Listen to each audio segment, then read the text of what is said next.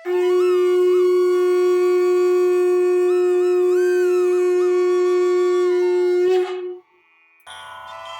हनुमान वडवानल स्तोत्रम श्री गणेशाय नमः।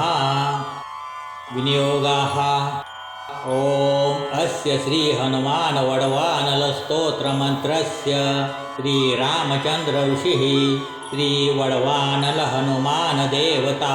राम बीजं ह्रीं शक्तिः सौं कीलकं मम समस्त विघ्न दोष निवारणार्थं सर्वशत्रु क्षयार्थं सकल राजकुल सम्मोहनार्थं मम समस्त रोग प्रशमनार्थं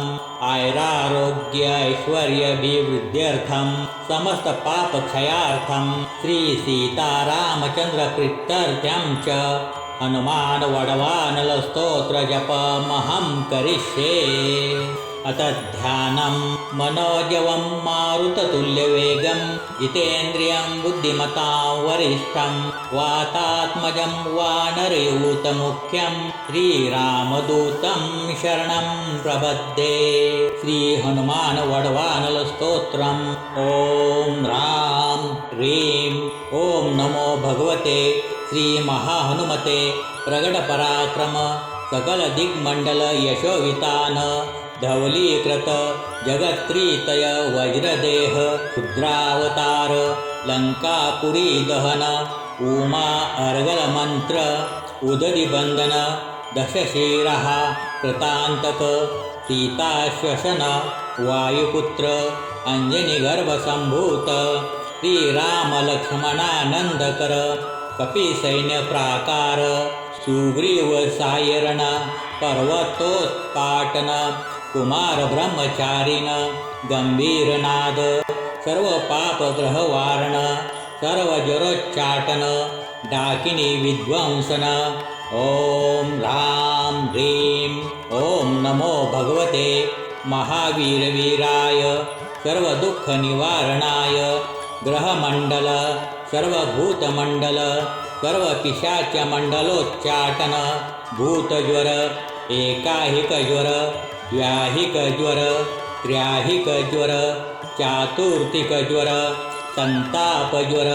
विषम ज्वर ताप ज्वर माहेश्वर वैष्णव ज्वरान छिंदी यक्ष ब्रह्म राक्षस भूत प्रेत पिशाचान उच्चाटय ओम राम ह्रीं ओम नमो भगवते श्री महाहनुमते ओम राम ह्रीं ह्रूं ह्रैं रौं रः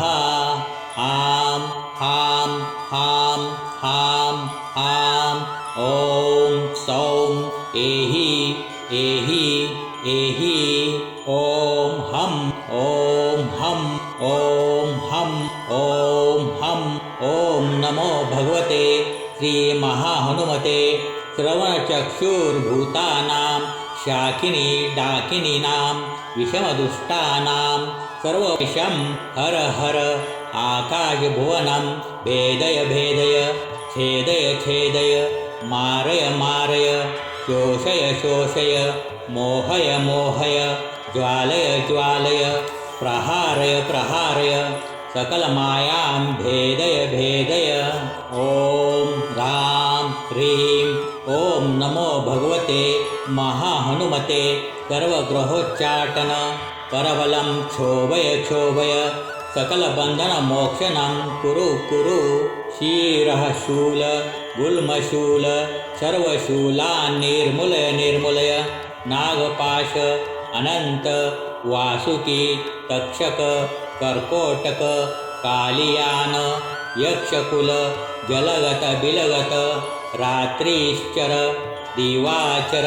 सर्वान्निर्विषं कुरु स्वाहा। राजभय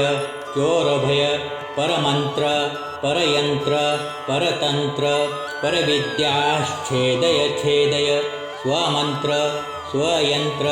स्वतंत्र स्वविद्या प्रगटय सर्वारिष्टान्नाशय सर्वशत्रून्नाशय असाध्यं साधय हुं फट् स्वाहा इति श्रीविभीषणकृतं हनुमानवडवानलस्तोत्रं सम्पूर्णम्।